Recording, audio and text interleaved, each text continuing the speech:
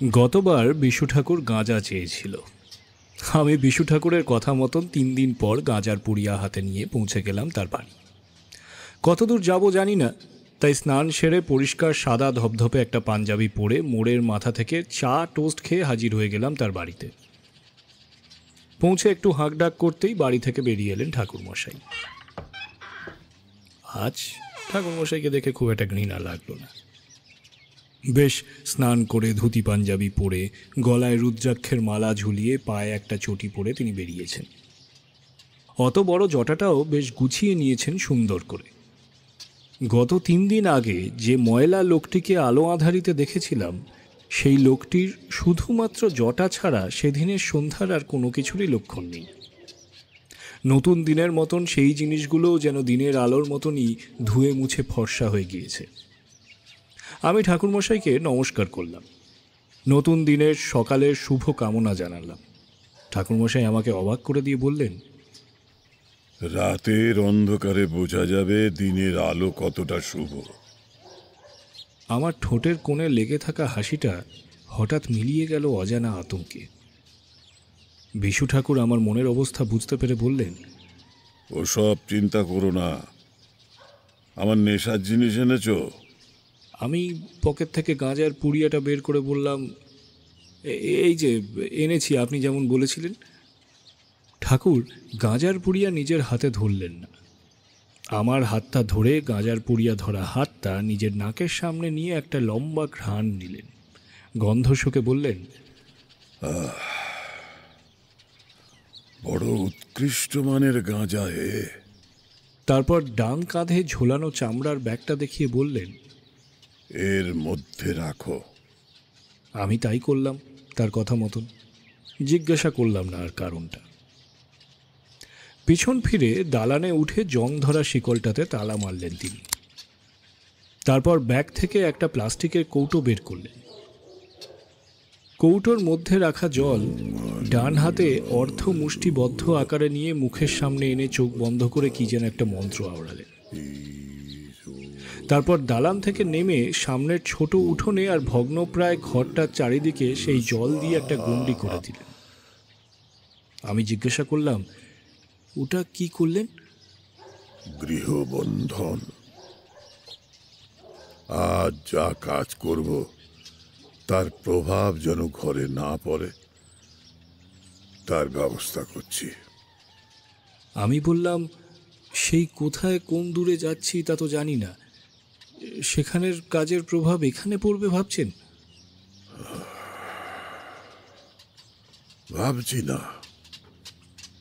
ভাবছি না পড়বেই। বিশ্বের যে কোনো প্রান্তেই থাকি না কেন, গৃহবন্ধন করে কাজ না করলেই সেই কাজের কুপ্রভাব ঘরে পড়বেই। আপনি তো ভালো কাজই করতে যাচ্ছেন, তাহলে কুপ্রভাব পড়বে কেন? কাজটা আমাদের ক্ষেত্রে ভালো, কিন্তু প্রকৃতির নিয়ম বিরুদ্ধ। তাই প্রকৃতির পোষা মস্তানদের হাত থেকে রক্ষা পেতে আমাদেরকেই কিছু না কিছু ব্যবস্থা করে রাখতে হবে। মস্তান? সে কিরকম কথা? ঠাকুর আমার এই কথার কোনো উত্তর দিলেন না, শুধু বললেন, চলো আগে পুটিরামে যাওয়া যাক। আমার সামান্য পেট ভরা ছিল বলে আমি বারণ করতে লাগলাম, কিন্তু বিশু ঠাকুর বললেন, অনেকখানি পথে, তাছাড়া যে বাড়িতে যাব সেই বাড়িতে কি অবস্থা তা তো জানি না, তাই এই বেলাতেই কিছু খেয়ে নাও, পরে আর খাবার পাবে কিনা পাবে কে জানে। আমি আর বারণ করতে পারলাম না। ঠাকুরমশাই আর আমি গিয়ে বসলাম পুঁটিরামের ভেতরে। বিশু ঠাকুর 2 প্লেট কচুরি আর রাবড়ি অর্ডার দিল। পুঁটিরামে একটা বেশ সুন্দর নিয়ম আছে। দোকানের ভেতরে বড় বড় অক্ষরে লেখা আছে সেলফ সার্ভিস, অর্থাৎ নিজের খাবার নিজে বহন করো। এখানে কোনো কর্মচারী খাবার বই নিয়ে আসে না। জিনিসটা আমার বেশ ভালোই লাগে। অনেক জায়গাতে আমি দেখেছি যে কর্মচারীকে ছোট করা হয়ে থাকে বিভিন্ন নামে ডেকে। এখানে যে যার নিজের দায়িত্বে খাবার নিয়ে গিয়ে টেবিলের এক জায়গাতে বসে নিজের মতন করে খেয়ে ব্যবহার করা শালপাতা নির্দিষ্ট জায়গাতে ফেলে ডাম মিটিয়ে নিজের কাজে চলে যায়। আমাদের কচুরি অর্ডার হয়ে তৈরি হয়ে যাওয়ার পর দোকানি হাঁক পারল তা নিয়ে যাওয়ার জন্য। দাদা, আপনাদের অর্ডারটা। গরম গরম ছাঁকা তেলে ভাজা বিউলির ডালের কচুরি, আর তার সাথে ঘন করে বিউলির ডাল আর আলুর তরকারি। আহ, গন্ধেই অর্ধেক পেট ভরে গেল আমার। 4খানা করে শুরুতে, পরে সেটা 10খানা কচুরিতে গিয়ে দাঁড়াতে তবে উদর শান্ত হলো। আর তেমনই অপূর্ব খাঁটি দুধের তৈরি রাবড়ি। খাওয়া শেষ হলে পরে হাত ধুয়ে ঢেকুর তুলতে তুলতে যখন টাকা মেটাতে গেলাম, দোকানি বলল, ঠাকুরমশাইয়ের সাথে এসেছেন, টাকা লাগবে না। আমি অবাক হয়ে ঠাকুরমশাইয়ের দিকে তাকালাম। দেখি ঠাকুরমশাই ততক্ষণে দাঁত খোঁচাতে খোঁচাতে কাছে এসে বলছেন, কিয়া এখনো দাঁড়িয়ে? চলো চলো, আর দেরি করা যাবে না। যখন শিয়ালদহ স্টেশনে পৌঁছালাম তখন বেলা 11টা বাজে। 4 নম্বর প্ল্যাটফর্মে দাঁড়িয়ে বিশু ঠাকুর ট্রেনের টাইম টেবিল চার্টের দিকে না তাকিয়েই বললেন, ট্রেন 10 মিনিট লেট। ঠিক আছে, কোনো ব্যাপার না, মোটে 10 মিনিট। পৌঁছে যাওয়ার পরে অনেক সময় পাবো গোছানোর। বিশু ঠাকুরের সাথে আমিও ট্রেনের টাইম টেবিলের চার্টে তাকিয়ে দেখলাম শিয়ালদহ বর্ধমান লোকালের কথা বলছে বিশু ঠাকুর। আমি জিজ্ঞাসা করলাম, কোথায় নামবো আমরা? আমরা যাব গাংপুর স্টেশন, সেখান থেকে আরো কিছুটা ভিতরে, ওই বর্ধমানের ঠিক আগের station Gangpur. Train 10 minute late, মানে ঠিক 10 মিনিট পরেই স্টেশনে ট্রেন এসেছে। ভারতীয় রেলের দায়বদ্ধতা দেখে অবাকই হলাম বটে। খালি ট্রেন ভর্তি হয়ে রওনা হতে 30 মিনিট সময় নিল। বিশু ঠাকুর জানলার পাশে বসেছে, আমিও অপর পারে জানলার পাশে বসেছি, বিশু ঠাকুরের মুখোমুখি। বিশু ঠাকুর জানালার বাইরের দিকে তাকিয়ে কি যেন ভাবছেন ক্রমাগত। আমি লোকটার দিকে তাকিয়ে ভাবছি যে কি হতে চলেছে জীবনে। কোথাও কিছু নেই, শুধু শুধু একটা বিপদ ঘাড়ের ওপরে এসে উঠেছে। এই কদিনে ভেবে ভেবে স্নান খাওয়া বন্ধ হয়ে গেছে আমার প্রায়। আদৌ আজকের পরে প্রাণ থাকবে কিনা সেটাই জানি না, কি যে হবে কে জানে। হঠাৎই বিশু ঠাকুর আমাকে চমক দিয়ে বললেন, ভেবো না তো, ভেবো না, ভেবো না, তোমার প্রাণ ঠিকই থাকবে। জীবনে এ জিনিস প্রথম তো, তাই ভয় পেয়ে গেছো। চিন্তা করো না, আমার প্রাণ আছে যতক্ষণ, ততক্ষণ একটা নিরীহ লোকের ক্ষতি হতে দেব না। ঠাকুরের দিকে তাকিয়ে দেখলাম ঠাকুর আগেরই মতন ভাবলেশহীন মুখ নিয়ে জানলার বাইরের দিকে তাকিয়ে আছে। আমি ভাবলাম, লোকটা কি মনের কথা পড়তে পারে নাকি? আবারও তিনি আমাকে অবাক করে দিয়ে বললেন, অনুমান করতে পারি মাত্র। আমি বললাম, আপনি তো জানতেন যে বিমলবাবুর ছেলের এমন অবস্থা, তাহলে শুরুতে রাজি হননি কেন? ফিরিয়ে দিচ্ছিলেন কেন? আমি জানতাম এমন হবে, তাই সাবধানও করেছিলাম, কিন্তু বিমল বাবু শোনেনি আমার কথা, এক প্রকার উড়িয়ে দিয়েছিলেন। তাই ওনার ছেলেকে সাহায্য করার কোনো ইচ্ছাই আমার ছিল না। কিন্তু তোমার চোখের দিকে তাকাতেই বুঝলাম তোমার বিপদ ওই ছেলের সাথে সাথেই ঘটবে। ওই ছেলে মারা যাওয়ার সাথে সাথেই বিনা কারণে তোমারও মৃত্যু ঘটবে। সে তুমি পৃথিবীর যে প্রান্তেই থাকো না কেন, তুমি নিষ্পাপ, তোমার তো কোনো দোষ নেই। তাই সাজা পাওয়া তোমার প্রাপ্য নয়। তাই ফিরিয়ে দিয়েও আবার কাজটা করতে রাজি হই। আর তাছাড়া দেহ ধারণ করলে একদিন দেহ তো ছাড়তেই হয়, তাই না? শূন্যে তো কোনো কিছু হয় না, তাই চলে যাওয়ার একটা পথ লাগে। বিশু ঠাকুরের শেষ বলা কথাগুলো কেমন যেন লাগলো, কিছুই বোধগম্য হলো না। জিজ্ঞাসা করলাম, কার চলে যাওয়া? কোথায় চলে যাওয়া? ঠাকুর বললেন, পরে বুঝবে, পরে, এখন কিছু বুঝবে না। তবে তোমার প্রাণের কিছু হবে না, চিন্তা করো না। একটা কথা হঠাৎ মনে পড়ে যাওয়াতে আমি জিজ্ঞাসা করলাম, আচ্ছা, আপনি যে আপনার ছোটবেলার গল্প শুনিয়েছিলেন, মানে ওই কাকার মর্মান্তিক কাহিনী, সেটা কত সালের কথা? কারণ এখন তো আর শোভাবাজারে চড়ক হয় না। তাও ধরো 18 শতকের গোড়ার কথা। তখনই ফোর্ট উইলিয়াম কলেজ স্থাপিত হয়। মানে আপনার বয়স 200 বছরের বেশি? বিশু ঠাকুর শুনে শুধু মুচকি হাসলেন, জবাব দিলেন না কিছু। ঠাকুরের কিছু কথা রহস্যজনক। তিনি পাগল না মিথ্যা বলেন নাকি না সত্যি বলেন, কিছুই বোঝা যায় না মাঝে মাঝে। বাজ পড়ার সাথে সাথে আমার অবাক ভাবটা কাটল। আমি জানলা দিয়ে বাইরে দেখি আকাশ ঘন কালো করে মেঘে ঢেকে গেছে, ঘন ঘন বাজ পড়ছে। বিশু ঠাকুর বললেন, বৃষ্টি শুরু হলো বলে। আমি নিজেকে সামনে নিয়ে জিজ্ঞাসা করলাম, আচ্ছা, সেই ছোটবেলার অলৌকিক ঘটনার সাথে প্রত্যক্ষ জড়িত বলেই কি আপনি তন্ত্র সাধনার পথে পা বাড়িয়েছিলেন? না না না না না, ঠিক তা নয়, ঠিক তা নয়। বা বলা যেতে পারে ঠিক এই একটা মাত্র ঘটনা নয় যার জন্য আমি এ পথে এসেছি। দেখো, কোন ছোটবেলায় কি ঘটনা ঘটেছে আর তার কি প্রভাব পড়েছে সেই সময়, সেটা এক কথায় বুঝাই কি করে তোমায়? ছোটবেলা তো সবার একটাই, বিশেষ বিশেষ কিছু ঘটনা তো মনে দাগ কেটে যায়, তাই না? সত্যি কি তাই? তাই নয় বলছেন? নানা বৈচিত্র্যময় ঘটনার মধ্য থেকে ছোটবেলা কেটেছে। তার মধ্যে কোনটার প্রভাব বেশি পড়েছে তা বলা মুশকিল। যদিও বৃদ্ধ বয়সে এসে এগুলো এখন আমার মনে হয় উপলক্ষ মাত্র। এ পথে আসার ছিল, তাই এসেছি। ঘটনাগুলো আমাকে এ পথে আসতে সাহায্য করেছে মাত্র। পুকুরের গভীর জলে যেমন তল খুঁজে পাওয়া যায় না, ঠিক সেরকমই বিশু ঠাকুরের কথার তল আমি খুঁজে পেলাম না। না বুঝতে পেরে জিজ্ঞাসা করলাম, আগে কিছুই তো বুঝলাম না। ওই যে বললাম না, কিছু একটা ঘটতে গেলে কোনো কারণ তো লাগবেই, তাই না?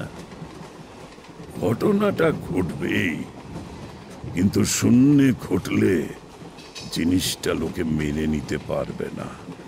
তাই কারণ থাকলে মানুষের মনে ছায়া পড়তে বেশি সময় লাগে না। কিছু না বুঝেই বললাম, আগে বুঝেছি।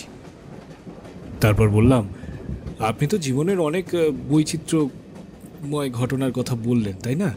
তার মধ্যে একটা বলুন না, এই ফোর্ট উইলিয়াম কলেজ হয়নি তখনও বললেন, তারপর কি ঘটলো?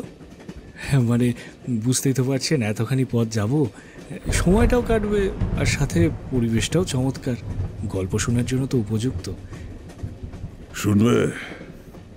শোনো, তবে মন্দ লাগবে না। ঘটনাটা ঘটে আমাদের বাড়িতে, মানে আমি এখন যে বাড়িটায় থাকি আর কি। আমার সেজ কাকা ছিলেন খুব মেধাবী। যিনি চড়কের মেলায় মারা গিয়েছেন? না না না না না না, সে তো আরো আগের ঘটনা, ওটা তো পুজো নিয়ে হয়েছিল। তিনি ছিলেন আমার ছোট কাকা। এটা ঘটে আমাদের বাড়িতে। ফোরন কেটো না, গল্পটা শোনো।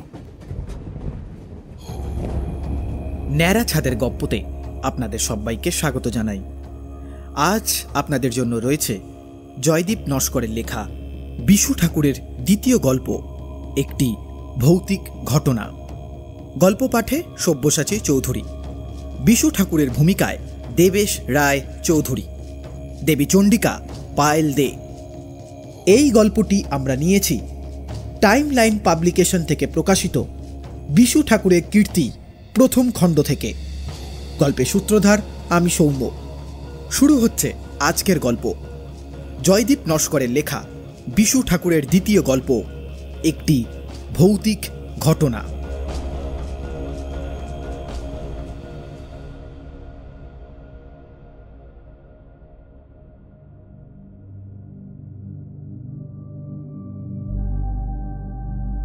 সেজ কাকা ছিলেন মেধাবী। তিনি আলাদা করে শাস্ত্র শিক্ষাও নিয়েছিলেন গুরুগৃহে থেকে। সে সময়টা যেমনটা হতো, আমরা ব্রাহ্মণ, কাজে সে সময় শুধুমাত্র শিক্ষার অধিকার আমাদেরই ছিল। তখনকার সমাজে আমাদের এখনকার সমাজের মতো এত সবকিছু প্রচলন ছিল না। মেয়েদের বাড়ির বাইরে বেরোনো ছিল না। ভাসুর ঠাকুর বা বয়োজ্যেষ্ঠ কারোর সামনে মেয়েদের আর বাচ্চাদের কথা বলার অধিকার ছিল না। এখনকার বাচ্চাদের মতো কথায় কথায় তর্ক করা ছিল না। বড়দের কথা মেনে নেওয়াটাই ছিল একমাত্র কাজ। যা বলতো শুনতে হতো। ছেলে মেয়েদের বিয়ে ছাড়া অবাধ মেলামেশা ছিল না। সে যাই হোক, আমার সেজ কাকা পণ্ডিত হয়ে ফেরাতে বেশ একটা ধুম পড়ে গেল সারা বাড়িতে। প্রায় 8 বছর পর সে বাড়ি ফিরেছে। বুঝতেই পারছ বাড়ির পরিস্থিতি। বিয়ে বাড়ির থেকে কোনো অংশে কম নয়। পাড়ার সবাই দুবেলা খেতে আসছে পালা করে। বয়োজ্যেষ্ঠ যারা আছে তারা আশীর্বাদ করে যাচ্ছে। দুবেলা মিষ্টি, ফল, মাছ, মাংসের শ্রাদ্ধ হচ্ছে। দূর দূরান্ত গ্রাম থেকে লোক আসছে। তখন ব্রাহ্মণ হলেও গুরুগৃহে থেকে শিক্ষা সবাই নিতে পারত না। সবাই শাস্ত্র জানত, কিন্তু পণ্ডিত হতো না। যজমানি করত, কিন্তু টোল খুলতে পারত না। এমনটা মাসখানেক চলার পর যখন ব্যাপারটা একটু থিতু হলো, লোকের আসা যাওয়া কমতে শুরু করলো, তখন কাকা ঠিক করলো বাড়িতেই টোল খুলবে। বিনা পয়সায় শিক্ষাদান করবে শিষ্যদের। মাকে বলেছিল বিশুকে পড়াতে আর বাইরে যেতে হবে না। সপ্তাহখানেকের মধ্যে টোল খুলে কাকা পসার শুরু করলো। আমিও ওখানে পড়াশোনা করছি। এমনভাবেই দিন কাটছিল ভালোই। একবেলা করে টোল, তারপরে দুপুরের খাওয়া সেরে দল বেঁধে খেলতে যাওয়া। এভাবে মাস 1.5 কেটেছে। একদিন দুপুরে সবেমাত্র খাওয়া দাওয়া সেরেছি, এমন সময় এই বাড়ির উঠোনে একটা পালকি এসে দাঁড়িয়েছে। বড় পিসি আর তার পরিবার এসেছে। পিসি অল্প বয়সে বিধবা হয়েছে। 2 মেয়ের মধ্যে বড় মেয়ে গার্গীর বিয়ে হয়েছে পাশের পাড়ার ধনী ব্যবসায়ীর ছেলে শ্যামলালের সাথে। আর ছোট মেয়ে আমার থেকে ছোট 4 বছরের, বিয়ে দেবে বলে নিমন্ত্রণ করতে এসেছে।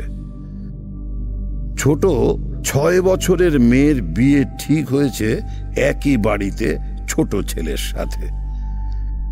পিসির বড় জামাই আসতে পারেনি, কিন্তু পথে কোনো সমস্যা না হয় সেজন্য 2জন লেঠেল আর পালকি পাঠিয়েছে। বাড়িতে বেশ উৎসবের ধুম লেগে গেল। সপ্তাহখানেকের মতো থাকবে পিসিরা। সেই সময় কুটুম বাড়ি খুব একটা লোকে যেত না, কারণ পথে অনেক সমস্যা ছিল। হয় পালকি, নয়তো গরুর গাড়ি, তাও যাদের মোটামুটি পয়সা আছে তাদের। এছাড়া বেশিরভাগ লোক মাইলের পর মাইল হেঁটে যাতায়াত করত, আর নয়তো গরুর গাড়ি। এসব বাধা পেরিয়ে গেলেও পথে ভয় ছিল ডাকাত দলের। তাদের হাতে পড়লে নিস্তার নেই। তাই যারা সে সময় পথে বার হতো তারা সোনার গয়না পরত না। অনেক ক্ষেত্রে গয়না বাঁচাতে গিয়ে বেঘরে প্রাণটা খোয়া যেত। ডাকাত পড়লে কিছু যদি না পায় তবে হত্যা করতে পিছপা হতো না তারা। তাই কুটুম বাড়ি দূরে হলে কেউ খুব একটা যেত না।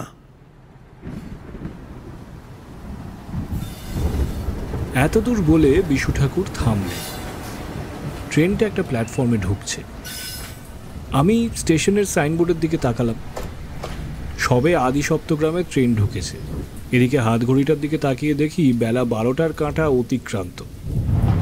মেঘলা পরিবেশ সাথে বিশু ঠাকুরের গল্পের আকর্ষণে কখন যে বেলা 12টা পার করেছি আমি তা বুঝতেই পারিনি।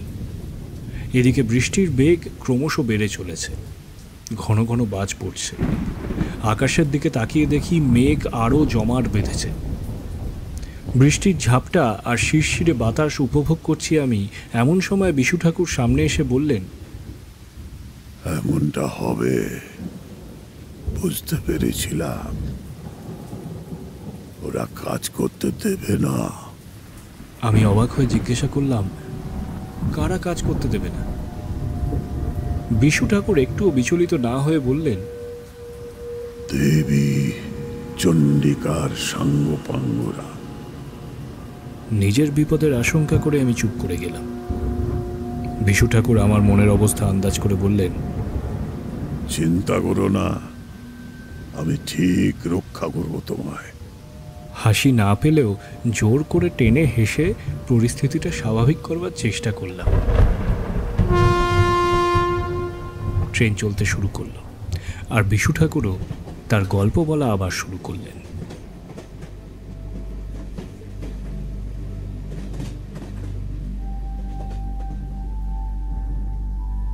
পরের দিন সকালে পড়া শেষ হলে পর টোলের ভিতরে ঢুকলেন গার্গিদি। গার্গিদি সেজ কাকাকে বললেন, বলছিলাম কি কিছু কথা আছে তোর সাথে। গার্গিদি সেজ কাকার থেকে বড় ছিল, সম্পর্কে মামা হলেও বয়সে ছোট ছিল। সেজ কাকা সবাইকে ছুটি দিয়ে দিলেন। এরপর থেকে গার্গিদি যতদিন ছিল রোজ আসত পড়ার শেষে, আর টোল শেষ হলে পর বেশি সময় ধরে তারা কথাবার্তা বলতো। মামা ভাগ্নি কথা বলছে, অনেক দিন পর দেখা, তাই বাড়ির লোক ব্যাপারটা আমল দিল না বেশি। বাড়ির লোক আমল না দিলে কি হবে? দুদিন পর থেকে সেজ কাকার মধ্যে একটা অদ্ভুত পরিবর্তন লক্ষ্য করলাম। তার পড়ানোতে আর তেমন মন নেই। কতক্ষণে গার্গিদি আসবে আর টোল ছুটি দেবে। জিনিসটা চোখে পড়লেও ব্যাপারটায় আমল দিতাম না সেভাবে। এর মধ্যে পিসিদের 1 সপ্তাহ পরে যেদিন যাওয়ার কথা ছিল, সেই দিন সেজ কাকা অনেক অনুরোধ করে আরো 1 সপ্তাহ থেকে যেতে বলে। সেই মতো থেকে যায় আরো 1 সপ্তাহ। ঘটনার সূত্রপাত হলো পিসিরা চলে যাওয়ার পর থেকে। 15 দিনের মাথায় পিসিরা চলে গেলে 16 দিনের রাতে কাকা টোলে প্রবেশ করে, ঘরে জানায় পড়াশোনার জন্য। পরের দিন সকালে আমরা টোলে পড়তে গেলে কাকার মৃতদেহ ঝুলতে দেখি। কড়ি কাঠের সাথে গামছা বেঁধে গলায় ফাঁস লাগিয়েছে কাকা। দুর্ঘটনার খবর গ্রামে রাষ্ট্র হতে বেশি সময় লাগে না। দাবানলের থেকেও বেশি তাড়াতাড়ি ছড়ায় এসব খবর। এখনকার মতো পুলিশি ব্যাপার ছিল না সে সময়। গ্রাম পঞ্চায়েত এসে বিধান দিত, আর আমাদের সেটাই মেনে নিতে হতো। কেউ অপঘাতে মরলে কাঁটা ছাড়ার ব্যাপারটা ছিল না এখনকার মতো। সবার কাছে অজানা থেকে গেল কাকার মৃত্যুর কারণ। সেদিন সন্ধ্যাবেলা নিমতলা ঘাটে নিয়ে গিয়ে দাহ করা হলো কাকার মরদেহ। বেশ আনন্দে কাটতে থাকা দিনগুলোর মধ্যে কাকার আকস্মিক মৃত্যুতে সবাই শোকাহত হয়ে পড়ল। রোজ কানে আসতে লাগলো কাকার নামে নানা রকম গল্প। এ গ্রাম থেকে ও গ্রাম ঘুরতে লাগলো কাকার মৃত্যুর নানা রকম খবর। প্রতিদিন সান্ধ্য আসরে তেল জবজবে করে মুচমুচে মুড়ির সাথে চলতে লাগলো কাকার মৃত্যু কাহিনী। বিশেষ করে গ্রামের বয়োজ্যেষ্ঠেরা বেশি করত। কেউ কেউ তো আবার কাকার টোলটাকে ভূতের আস্তানা বলতেও ছাড়েনি। গুরুমশাইয়ের অভাবে টোল বন্ধ হয়ে গেল। একদিন দুপুরবেলা খাওয়া দাওয়া সেরে ছেলেপেলেরা ঠিক করলাম পুকুরে মাছ ধরতে যাব। পাড়ার বন্ধুদের দায়িত্ব ভাগ করে দেওয়া হয়েছে। কেউ মাছ ধরার চার, কেউ আটা নিয়ে আসবে। আমার ভাগ্যে পড়ল ছিপ। বাড়িতে আমার ছিপ ছিল না। টোল যেহেতু কাকার ছিল, কাজেই টোলের সিলিংয়ে ছিপ একটা রেখে দিয়েছিলাম। টোলের দালানে উঠতেই গাটা কেমন যেন কাঁটা দিয়ে উঠল। পাড়ার লোকেদের ভূতের গল্প শুনেই হোক কিংবা কাকার মৃত্যুটা মনে পড়ে যাওয়া নিয়েই হোক, যতটা সময় ছিলাম গাটা কেমন যেন শিরশির করতে লাগলো। সময় যত যেতে লাগলো গা ভারী হতে থাকলো তত।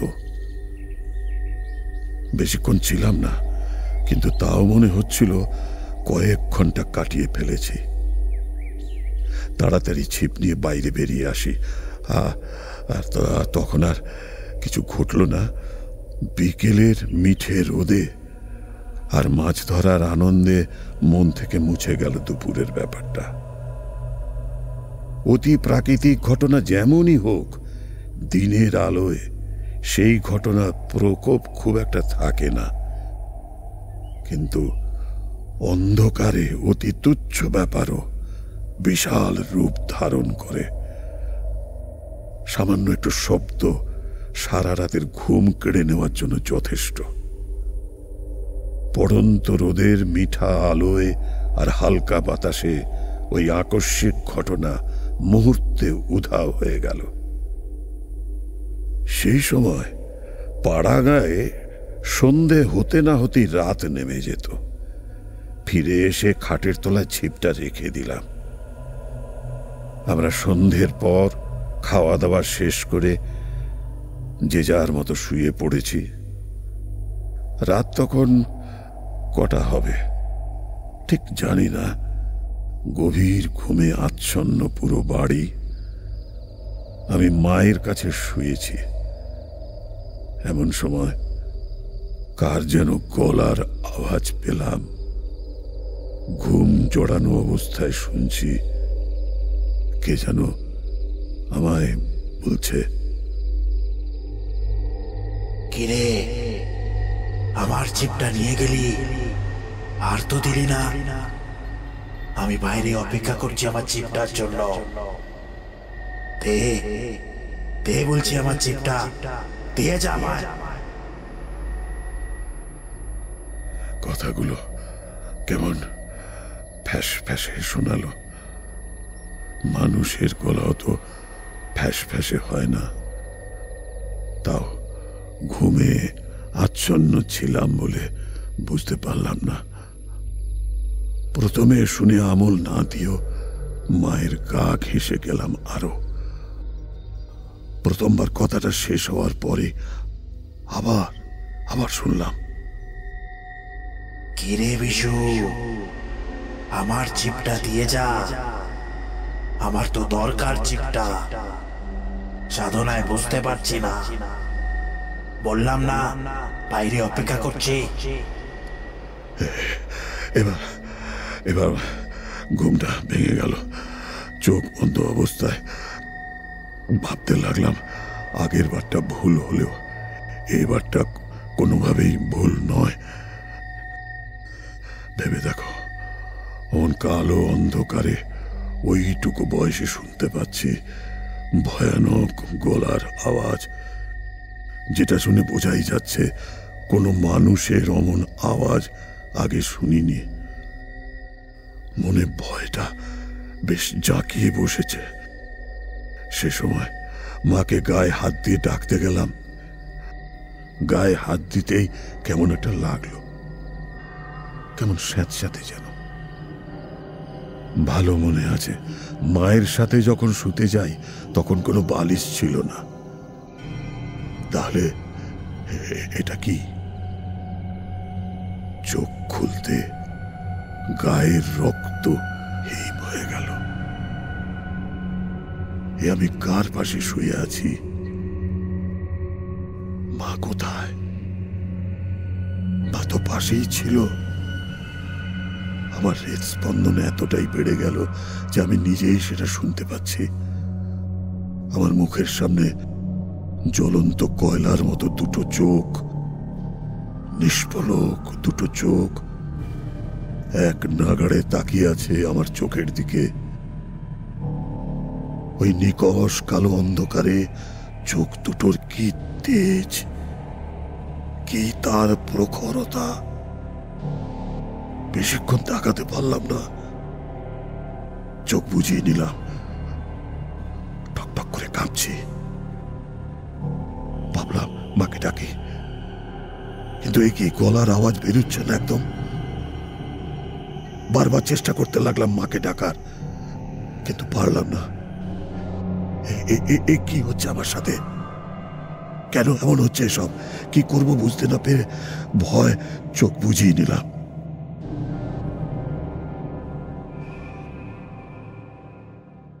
চোখ বুজিয়ে কতক্ষণ ছিলাম জানি না। পরের দিন যখন ঘুম ভাঙে, দেখি মাথার কাছে মা বসে কপালে জল পট্টি দিচ্ছে ক্রমাগত। মা আমাকে জিজ্ঞেস করলো, কি হয়েছিল বাবা কাল রাতে?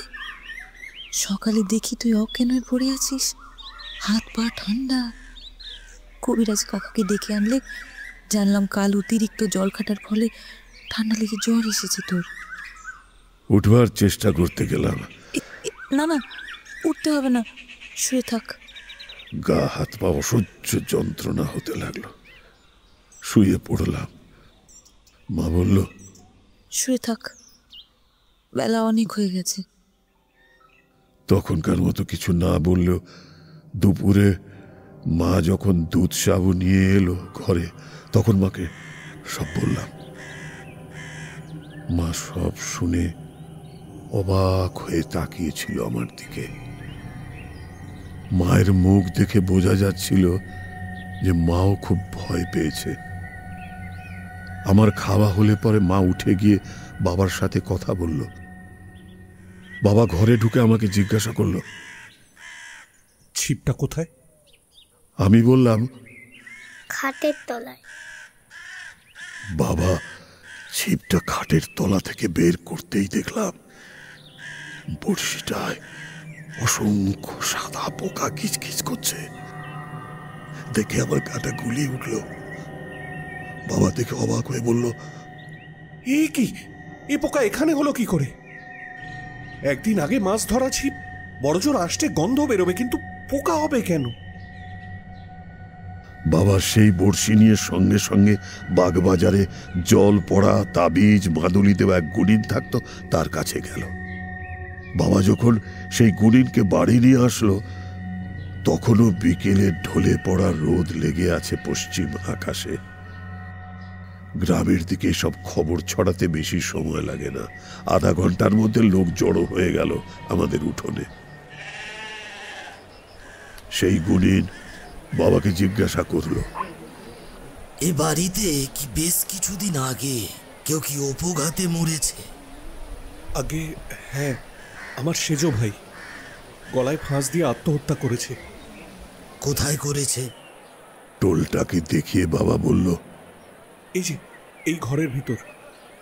ছিপটা কোথায় ছিল? আমাকে জিজ্ঞাসা করলো। বললাম, ওই টোলটার বেড়ার মধ্যে।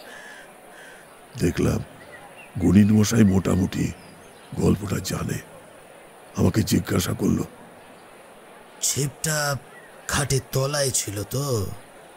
ঘাড় নেড়ে সম্মতি জানালাম। বেশ কিছুক্ষণ ভেবে বললেন, এই টোল এখনই ভাঙতে হবে। আমাকে বললেন, তোমাকে কিছু শক্তি দিচ্ছি আমার, যাতে ক্ষতি না হয় বা অপশক্তি কোনো রকম ক্ষতি না করতে পারে। মাথায় হাত রেখে কি একটা মন্ত্র আওড়ালেন। কানে কানে একটা মন্ত্র বলে দিলেন আর বললেন কাউকে যেন না বলি, এমনকি মা বাবাকেও না। তারপর বাবার দিকে ফিরে বললেন, টোলটা ভেঙে ফেলে কিছু থাকলে টোলের মধ্যে সেগুলো পুড়িয়ে দেবেন। আমি আসছি একটু রাত করে। বাচ্চা আর মহিলাদের ঘরের ভিতর রাখবেন। চলে। গুনিন বাবা চলে গেল। বাবা পাড়ার কিছু লোক জোগাড় করে টোলটাকে ভাঙতে লাগলো।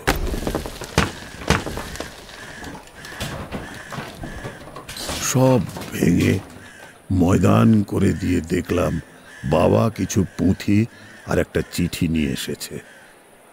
চিঠিটা বাবা মনোযোগ দিয়ে পড়ে এক জায়গায় স্তূপ করে ফেলে রাখা পুঁথিগুলোর সাথে চিঠিটাকে পুড়িয়ে দিল। চিঠিতে কি লেখা ছিল সেটা পরে বলছি।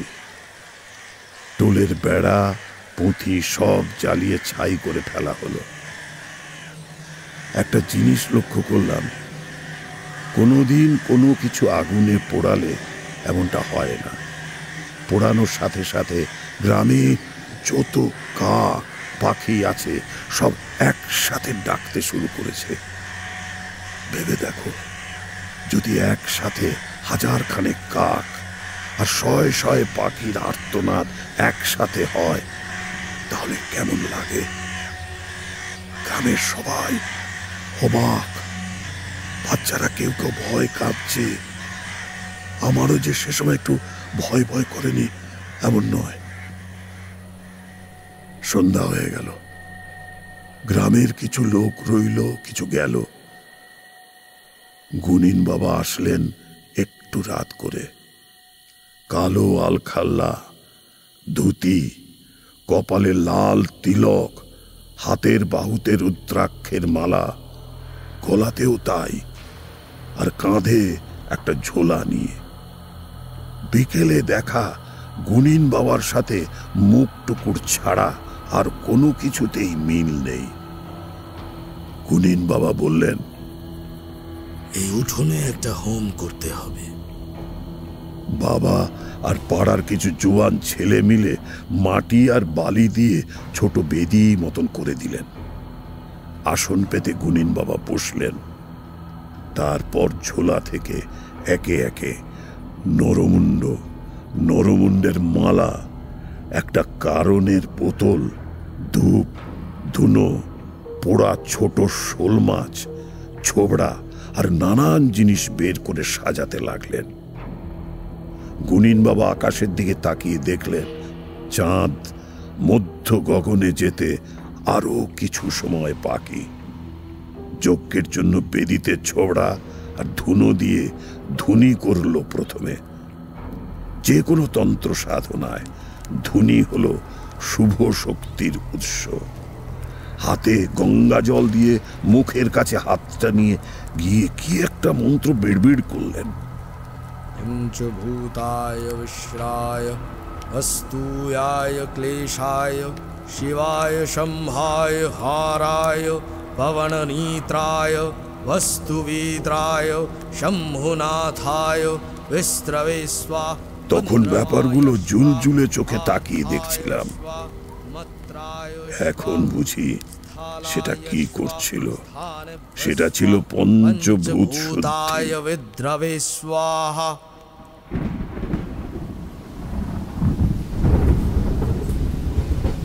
জানো পঞ্চভূত শুদ্ধি কাকে বলে?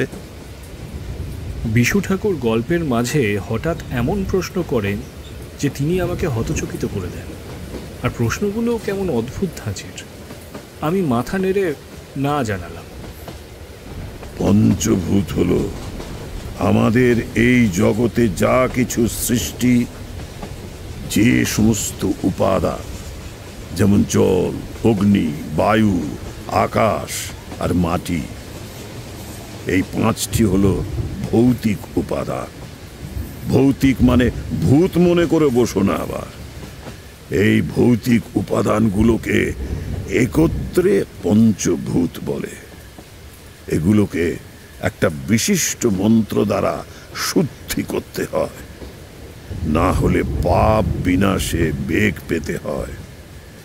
তাই তো সাধু সন্ন্যাসীরা দেখো না আগুন জেলে ধুনি করে সাধনা করে। বুঝলাম। বিশু ঠাকুর বললেন,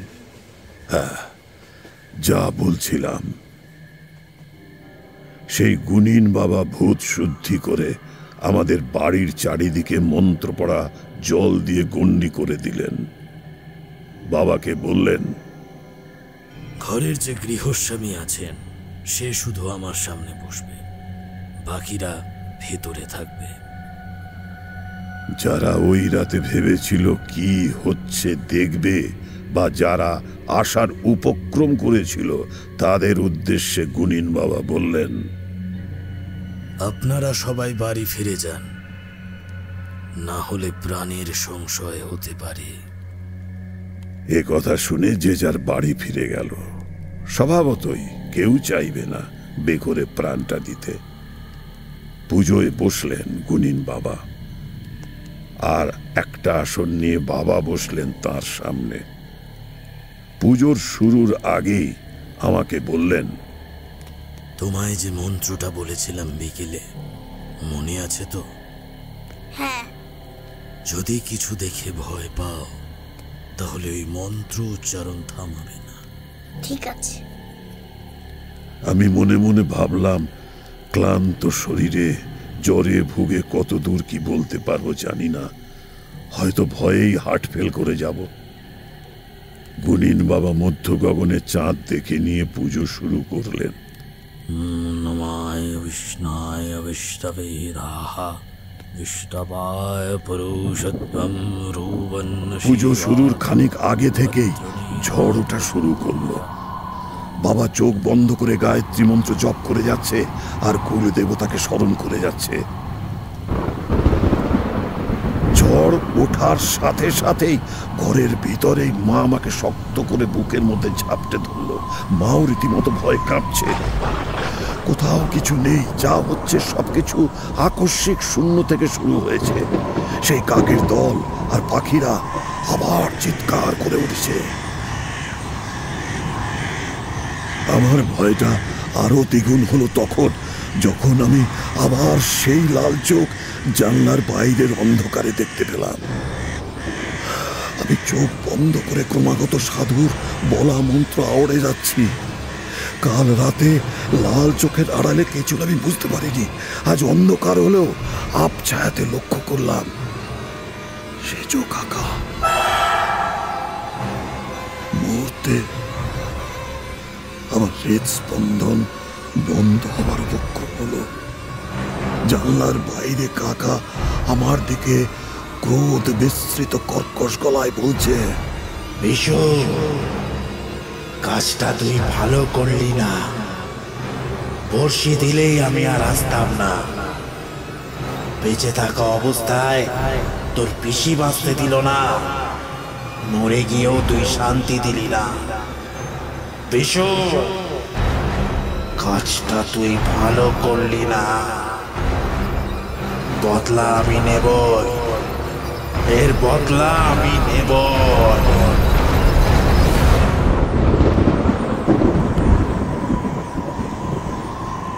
কথাগুলো শুনে ওই একরত্তি বয়সে মায়ের হাতের ভিতরেই ভয়ে কাঁপতে লাগলাম। এদিকে গুণিন বাবা নিজের কাজে অবিচল। এত ঝোড়ো হাওয়াতেও অগ্নিশিখা চলছে সোজা একেবারে।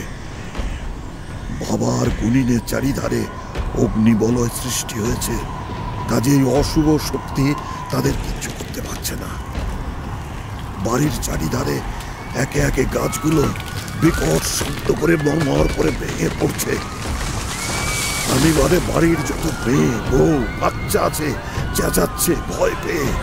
কখনো রান্নাঘরে বাসন পড়ার শব্দ, কখনো আবার শূন্যে কারো যেন অট্ট হাসি। প্রত্যেক মুহূর্তে মনে হচ্ছে পৃথিবী তার ধ্বংসলীলা চালাচ্ছে, ঘুরিয়ে দেবে আজ সৃষ্টির শ্রেষ্ঠ জীবদের। সারা রাত ধরে নানা রকম তাণ্ডব লীলা চলার পর ভোরের মিঠা আলোয় সব আস্তে আস্তে মিলিয়ে গেল।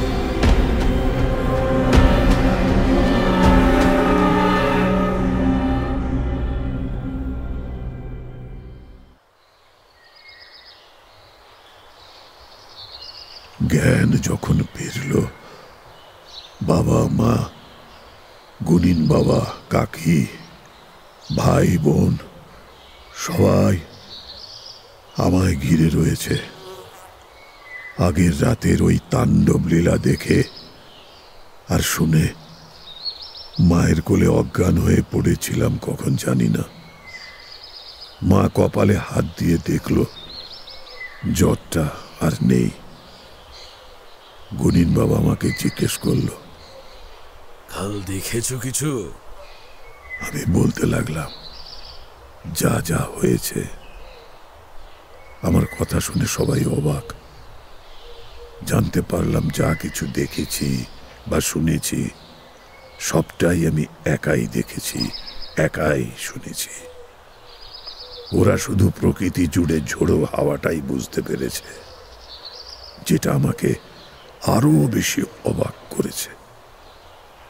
গুনিন বাবা আমার বাবার দিকে ফিরে বললেন, কি কি নষ্ট করেছিলেন কাল? বাবা সব বলল। শুধু বলল না, কাকার লেখা চিঠির কথা। হয়তো পরিবারের কথা বাইরের কাউকে জানাতে চাননি। একটা তাবিজ আর জল পড়া মায়ের হাতে দিয়ে বললেন, এই নিন ধরুন, ছেলে যখনই ভয় পাবে জলটা গায়ে একটু ছিটিয়ে দিতে হবে। 1 বছর টানা এমন চলবে। জলের মাপটাও নাকি তেমনি আছে। গুনিন বাবা বেরিয়ে যাওয়ার আগে ফটকের সামনে দাঁড়িয়ে বাবাকে কি যেন একটা বলল, তারপর বিদায় নিল।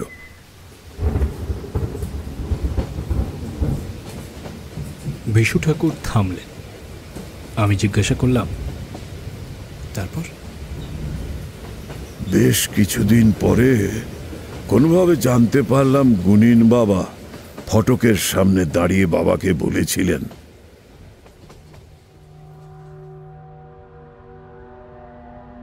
আপনাদের পরিবারের কারোর স্বাভাবিক মৃত্যু হবে না। সবাই কোনো না কোনো কারণে অপঘাতেই মরবে।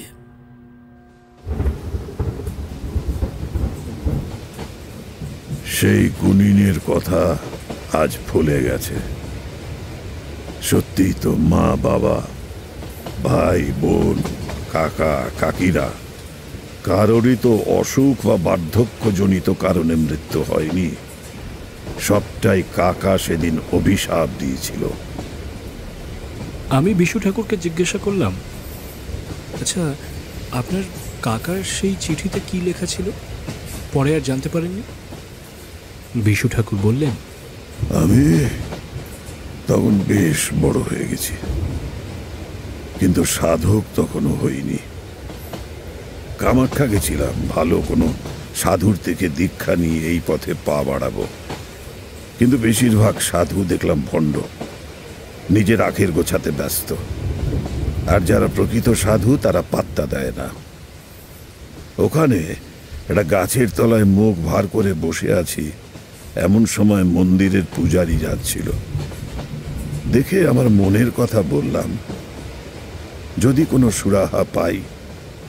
তিনি আমাকে বললেন, বিহারে শ্মশানের পাশের জঙ্গলে এক সাধু থাকে, প্রকৃত সাধক। যদি কোনো কারণে তার মন জয় করতে পারি তাহলে আমার কাজ হয়ে যাবে।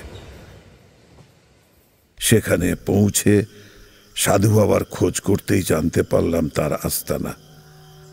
জঙ্গলের ভিতরে একটু খুঁজতেই দেখলাম দরমার তৈরি একটা কুঁড়ে ঘর।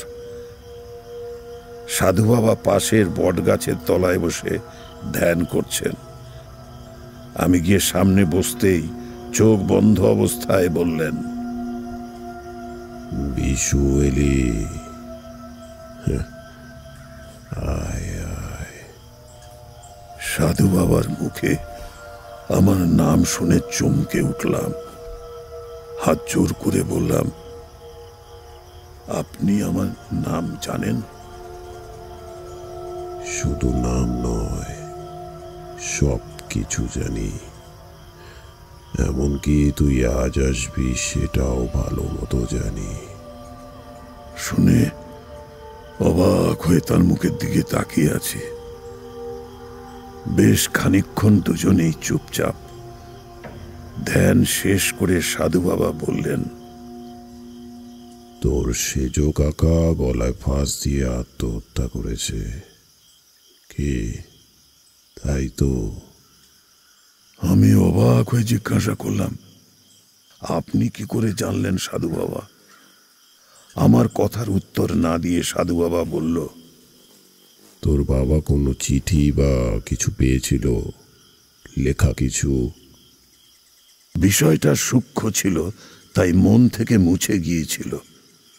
সাধু বাবা বলাতে মনে পড়ল আবার। আমায় জিজ্ঞাসা করল, তাতে কি ছিল জানো? বললাম, না। শোনো তবে। তোমার সেজ কাকা অত্যন্ত মেধাবী ছিলেন, তাই খুব তাড়াতাড়ি যে কোনো রকমের বিদ্যা সে অর্জন করতে পারত। আর তোমার সেজ কাকার সাথে তোমার দিদি অর্থাৎ পিসির মেয়ে গার্গী দেবীর সাথে প্রেমের সম্পর্ক গড়ে ওঠে। তাদের বয়সের ফারাক ছিল অত্যন্ত কম। তোমাদের টোলে তারা একান্তে গোপনে মিলিত হতো। গার্গী চলে যাওয়ার পর তোমার কাকা সে বিরহ সহ্য করতে না পেরে আত্মহত্যা করে নেয়। তুমি মনে হয় কোনো কারণে একটা ছিপ টোলে লুকিয়ে রেখেছিলে। বললাম, হ্যাঁ। তোমার দিদি অর্থাৎ গার্গী দেবী কালো জাদু অর্থাৎ নিম্নমানের তন্ত্র সাধনা জানত। সবটাই নিজের মায়ের থেকে পাওয়া। সে শিখিয়ে গিয়েছিল তোমার কাকাকে, যাতে প্রতিদিন রাত্রে তারা মিলিত হতে পারে। দেহ ধারণ করলে মিলিত হওয়া সম্ভব নয়। আর বর্ষি, সেটা হলো তন্ত্র সাধনার একটা অংশ। নিম্নতন্ত্রে এগুলোর ব্যবহার সবচেয়ে বেশি। তোমার কাকা মিলিত হওয়ার আকাঙ্ক্ষায় নিজেকে শেষ করেছে। তবে শুধু তুমি কেন কাকাকে দেখেছিলে সেটা জানো? কেন? কারণ ছিপটা তুমি নিয়েছিলে। আমি অবাক হয়ে মন্ত্রমুগ্ধের মতো সাধু বাবাকে দেখতে লাগলাম। হুবহু আমার ছেলেবেলার ঘটনাগুলো বিনা সংকোচে বলে গেলেন। আমি জিজ্ঞেস করলাম, আপনি এত সব জানলেন কি করে? একটা রহস্যময় হাসি হেসে বললেন, তোমার চোখের দিকে তাকালে সব আয়নার মতন পরিষ্কার হয়ে যায়। শুধু তাই নয়, তোমার গার্গী দিদিও তার ঠিক 1 মাস পরে মারা যায়, একইভাবে গলায় দড়ি দিয়ে। আমি অবাক হয়ে তাকিয়ে আছি, কারণ এই ঘটনা আমার জানা ছিল না। তোমাদের কাছে সবই খবর গিয়েছিল, কিন্তু তোমার বাবা, ভাই এর অপমৃত্যুর জন্য রাগে ক্ষোভে সেই সংবাদ বাড়ির কাউকে দেয়নি। এসব শুনে আমার কাছে কিছু বলার ভাষা ছিল না। তার থেকেও আরো কত গল্প, কত কথা জানলাম। এও জানলাম আমার মৃত্যু অপঘাতে হবে। আমাদের পরিবারের নাকি এটাই ধারা, যদিও সেই সময় আসতে অনেক দেরি। পরে জিজ্ঞেস করেছিলাম, আপনি এত কিছু জানলেন কি করে? গার্গীদির স্বামী শ্যামলালকে মনে আছে? হ্যাঁ, বিলক্ষণ। আমি সেই শ্যামলাল। চমকে দাঁড়িয়ে গেলাম। বললাম, সে তো ব্যবসায়ী ছিল। তোমার দিদি মারা যাওয়ার পর মৃত্যুর কারণ খুঁজতে থাকি এবং শেষে কারণটা জানতে পারি।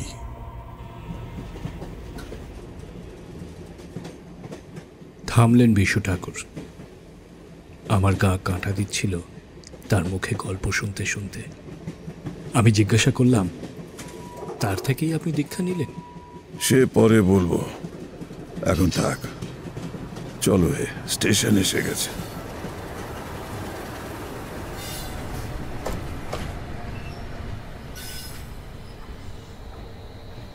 প্ল্যাটফর্মে যখন নামলাম তখন বৃষ্টি ধরে গেছে।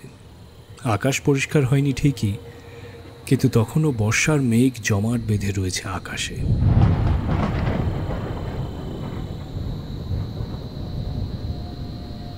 এতক্ষণ আপনারা শুনছিলেন জয়দীপ নস্করের লেখা বিশু ঠাকুরের দ্বিতীয় গল্প, একটি ভৌতিক ঘটনা। গল্প পাঠে সব্যসাচী চৌধুরী, বিশু ঠাকুরের ভূমিকায় দেবেশ রায় চৌধুরী, দেবী চণ্ডিকা পায়েল দে, বিমল কর্মকার রূপম সিংহ, বাবা এবং কানাইচরণের ভূমিকায় সমী শুভ্র গাঙ্গুলি, লোক শোভন সুন্দর দাস, ছোট কাকা কল্যাণ সরকার, গার্গিদি প্রণভী বোস, সেজ কাকা অরিজিৎ রয় চৌধুরী, মা এবং বিমল কর্মকারের স্ত্রী সুকন্যা ব্যানার্জি, গুণিন রীত ব্যানার্জি, রিক্সাওয়ালা সন্দীপ দেবনাথ, বিমল কর্মকারের ছেলের বউ তনুশ্রী সাহা, বৃহন্নলা সব্যসাচী চৌধুরী। গল্পের সূত্রধার দোকানি এবং শ্যামলালের চরিত্রে আমি সৌম্য। পোস্টার ডিজাইন পাপিয়া পাল, ধ্বনি পরিকল্পনা ও সমগ্র মিশ্রণে সৌম্য মুখার্জি। আগামী সপ্তাহে ঠিক এই সময় একটি সম্পূর্ণ ভিন্ন স্বাদের গল্প নিয়ে হাজির থাকবে টিম ন্যাড়া ছাদের গপ্প।